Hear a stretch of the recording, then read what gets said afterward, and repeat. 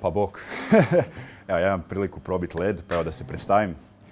Ja sam Marko Drčić, možda ste me uspjeli zapratiti na Facebooku ili Instagramu. Neću dugo da vam ne bude dosadno, da ne duljim. Znači, moja priča je zapravo jako kratka. Krenuo sam u cijelu priču sa 17-18 godina, gdje sam zapravo došao na ideju kako s ljudima podijeliti neke kvalitetne informacije o fitnessu i približiti ljudima možda moj pristup treningu ili kako se hranim, kako treniram, kako jedem. I sad naravno ta priča otišla malo dalje nego što sam očekivao. Evo, na Facebooku broj 70.000 followera, na Instagramu 16, tako da dobio sam poprilično solidnu podršku od vas, sviju koji me prate, naravno ne strihim vas. Zapravo jedna genijalna priča gdje sam zapravo najviše dobio motivaciju od publike i kako sam krenuo sa tom stranicom, to je zapravo bila jedna mala glupa ideja gdje sam ja samo počeo random stavljati slike na Facebook kako se hranim i to. I kroz jednu noć sam zapravo zapazio da je broj followera počeo rasti. I tu sam zapravo dobio ideju i motivaciju kako da ljudima malo prilagodim kompletno cijeli dio i eto, tako je zapravo sve krenulo. I evo, ful mi je drago da mogu prisustvovati ovak brojnim seminarima, evo zadnjih već par godina, evo već možda 5-6 seminara po redu. To se možda ne vidi jer imam malo tremu, ali nema veze, uglavnom drago mi da ljudi prepoznaju moj rad i eto da se zapravo može osjetiti nekakav malo drugačiji pristup fitnessu. Naravno, ja sam uvijek u bodybuildingu bio od malena, od 17. godine, ali nikad striktno nisam otišao ni jedno natjecanje, ništa generalno, nego jednostavno imam svoju viziju sporta gdje, što zapravo i upotpunjuje ovaj Ironheart festival, kako je rekao Mario, da zapravo budeš svestran. Znači u bilo kojem smjeru, kako atletičar, tako i powerlifter i weightlifter i body, znači kompletno jedna cijela priča da se zapravo spoji u jednu cijeli koncept treninga na kojem radim već jako dugo, uskoro će biti i program. Ja se nadam malo o aplikaciji konkretnije napravljen. Zapravo moja cijela vizija sporta je da zapravo prilagodim priču ljudima, kako rekreativcima, tako i profesionalnim sportašima. Znači, to nije nikakav crossfit, nije nikakav, nego jednostavno jedan pametan način treninga gdje zapravo čovjek usmjerava cijeli svoj sistem treninga na funkcionalnost i koordinaciju, brzinu, motoriku. Najmanje što zapravo mene koči to izgled, što zapravo ljudi najviše vide, zato što je na Facebooku većinom sve selfie, pitanje prehrane, kako to sve izgleda, ali to je, kako bi ja rekao osobno, inače samo šećer na kraju. Tako da benefite kroz trening, ja se nadam da ćete možda ipak prilike vidjeti imati sutra. Ako će biti ozbiljnije konkurencije, naravno da će se prijaviti, definitivno, to je poanta dolaska. Tako da rado bi vidio i neke od vas koji su vjerojatno već dugo u treningu, pripremaju se na neki malo svoj način.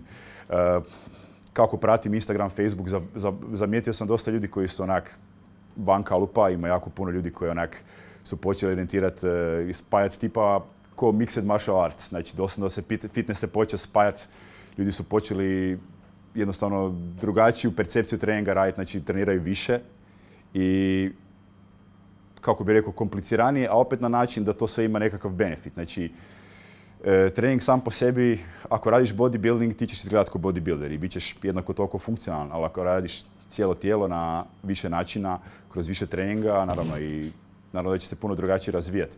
Sad, ja sam došao do nekog nivoa gdje zapravo sam malo stao, naravno, da bi probio još, potrebno je puno više odricanja, puno više hrane, puno više nekakvih konkretnih stvari, za to zapravo su potrebni vrijeme i financije.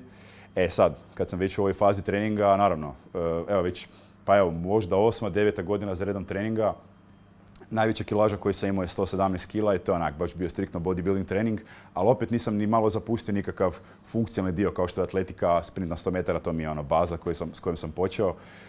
Nakon toga street workout isto, recimo, hoću zapravo dokazati ljudima da s ovom visinom i težinom možeš napraviti od sebe neku atletu koja je zapravo snažna, nadprosječno snažna, opet da možeš, ne znam, skinuti 100 metara barem 12 sekundi. Sad ne znam kako ljudi percipiraju kod vas atletiku i to sve, ali jednostavno uvijek sam imao motiv da radim sve. Znači da ne budem orijentiran samo na jedan sport, nego jednostavno bude sve. I onda ta neka domišljatost me odvela u, malo ozbiljniji trening gdje ja doslovno onak pokušavam probijati barijere svaki dan. Nije sad da ja, radim nekakve maksimalne težine i da se pokušavam trgati na treningu, nego naravno sve s fokusom, pametno i staloženo. I onak, neko osobno iskustvo kroz trening i prehranu, da li ima neke čarobne pilule, to uvijek ljudi pitaju, naravno da nema. jednostavno motivacija i kad vidiš prvi rezultat, to ti je jednostavno, to te gura dalje. Sad, sve ovisi koliko ste vi predani sebi, treningu svom i šta želite postići. Zapravo, po nekoj mojoj logici, finalni cilj je zapravo šta želiš na kraju postići, to ćeš raditi. Znači, ako želiš biti bodybuilder, radit ćeš takav trening. Ako želiš biti powerlifter, svako ima neki svoj smjer, cilj i to je zapravo genijalno kako se u zadnjih godinu, dvije kod nas društvo malo pomaknulo, jer ima nas dosta influencera koji zapravo dijelimo s vama sad sve te, naravno, prehrana, trening, timing oko prehrane, suplementacija i to su sve zapravo jedne interesantne sitnice gdje zapravo dijelimo s ljudima iskustva i svako hoće na neki svoj način dati, doprinijeti svoje znanje. Sad neko će biti bolji, neko će biti lošiji, ali na kraju načina vi ćemo svi jedna skupina ko community dobiti kvalitetne informacije, što se tiče prehrane, što se tiče oko treninga. Svi sami znate da su većinom svi mediji potkovani sa jako lošim informacijama, prehrana, trening, svako hoće nešto prodati, ima tu i trash proizvoda, ima kvalitetnih proizvoda, ali na kraju dana se svodi sve na to da svako hoće neki kvalitetan rezultat. Sad, tu je naša funkcija da koliko smo uspjeli pridobiti publiku, da uspijemo i s vama dobiti nekakve kvalitetne informacije, tako da i publika odreagira i onda na kraju dobijemo ovako, jedno lijepo iskustvo, natjecanje da budeš toga što više. Sad, vjerojatno da ne pričam o našoj Hrvatskoj kak je malo nazadna, onda nama je tu malo teže progurati te sve kvalitetne informacije i nemamo toliki pristup koji ljudi vani, ali počeli su ljudi sasvim kvalitetno reagirati na ovakav neki način i pristup treninga i prije u moje doba, sad 15-16 godina, ja kad sam htio, kupiti kreatin, meni mama rekla nemoj, dobit ćeš rak. Tako da znate kolika je situacija bila onda i danas. I jednostavno proći kroz sve to i kroz sve te nivoje zapravo tih nekakvih em motivacije, em financija, em posla i kako izgraditi sam neki svoj način, zapravo jednostavno radiš svoje. Znači, guraš svoju politiku i jebi ga. Tu sad, ako će ljudi zamijetiti tvoj rad, znači da si dovoljno dobar. A ako neće, onda se treba truditi još malo više. Znači, uvijek postoji onaj jedan level gore. To ćete, nadam se da ćete svi okusiti jednog dana, kak se zove, taj neki nivo, kad ljudi osjete respekt, to jest kad ja osjetim respekt od svoje publike, isto tako i s druge strane, kad osjetite taj rezultat na koji ste radili godinu, 2, 3, evo ja već 8-9 godina i jednostavno trening postaje ko nekakva rutina, postaje ko pranje zubi, znači ritam, buđenje, klijenti, rad i ljudi jako misle da to, recimo pogotovo evo sad, naravno teme su uvijek društvena mreža, youtuberi, blogeri, naravno ja sam na Facebooku, najviše Instagramu i onda kad pokušavaš to sve spojiti u jednu priču, to ljudi misle on trenira ništa, to je samo tek toliko da malo uđeš u ritam, on se zajebava, ljudi što je zapravo vide na Facebooku je jedan mali dio priče. Jedan malo veći dio priče i kako održavati cijelu priču, znači da bi bili uspješni u društvenim mrežama, prvo morate imati, to jest u online biznisu ili šta god da pokušavate tako slično razviti, prvo morate imati kontinuitet, druga stvar, znači morate konstantno učiti. Uvijek se nešto novo dešava, uvijek morate biti dosta kreativni sami sa sobom i ostaviti si puno vremena za takve stvari. Znači, ja osobno recimo kad radim neki video tutorial ili nešto, znači potrebno je sigurno sat vremena da složim ljudima baš ono što žele vidjeti. Sada se to napravi sve, moraš biti, sam svoj majstor, radiš neke stvari, ali to je kod nas sve još novo, pa onda problem ljudima i dočarat, jer nemamo možda kvalitetan sadržaj, nemate možda, aparaturu kvalitetnu. I biznis koji stvarno košta, ali kad uđete u njega malo ozbiljnije i kad radite nekakve slične stvari kao ja ili većina vas već se bavi sličnim stvarima, sami znate koliko iziskuje vremena, koliko, pa onda možda u nekom smjeru ste fulali temu pa ne ide, pa ste deprimirani, pa niste dobili dovoljno dobre publike. Jer takve neke stvari, to vas uopće ne mora prvenstveno kočiti, jer ako imate dobru ideju, ljudi će je kad tad primijetiti. Kad tad će je primijetiti jednostavno sa tim nekim sitnicama, to su kao tricks and tips. I praktički, ja doslovno radim ovo već 5-6 godina i ne vidim problem da bi radio nešto drugo. Radio sam sam svoj šef i jednostavno vodim neku svoju politiku i kad osjetim da ljudi dobivaju benefit, meni je ništa draže nego kad mi klijent kaže, skinuo sam 20 kila, dobio sam 10 kila ili takve neke stvari. Neke sitnice koje volite, koje utječu na kao neke sitnice kod trenera, kao to su neke sitnice koje zapravo potpunjuju taj posao. I sad nakon toga sve je stvar na vama, hoćete to ići prebaciti u neki profesionalni sport ili ćete biti influencer ili ćete raditi na sebi, to je vaša stvar. Ali evo jedna moja priča ukratko zapravo kako izgleda, ništa specijalno. Evo, do prije 2 godine uspio sam, primijetili su me u Poleo Sportu, zapravo lažem, 3 godine, dobio sam jedne malo konkretnije sponzore, što mi je zapravo bilo jako veliki kompliment i nakon toga je samo krenulo. Znači, men's health ovdje, ondje, srpski, hrvatski. Znači, jednostavno ljudi na taj način možda u Hrvatskoj neki će reći, to je trash proizvod, neki će reći, to je kvalitetno. Jednostavno je kvalitetno onoliko koliko vi ljudima dajete iskrene informacije, da ne pokušavate zaraditi na ljudima, nego da jednostavno dobite nešto što će čovjek dobiti nekakav kvalitetan feedback. Znači da na kraju dana oba dvoje imamo neku kvalitetu, a ne kvantitetu. To je recimo jedna moja vizija cijelog tog dijela i evo, bit ću kratak. Ja sam da je bilo dovoljno. I to je u biti to. Znači jedna cijela priča koja se zasniva na konstantnom radu. Eto, ja se nadam da ste dobili neke informacije, evo nešto ukratko, evo, to je to. Pa ako idiš. Znači, održat ćemo isto tako neke pitanja poslije svega toga, ako ima bilo kakvo pitanja, pa ću ja sa prvom ako može. Da, naravno.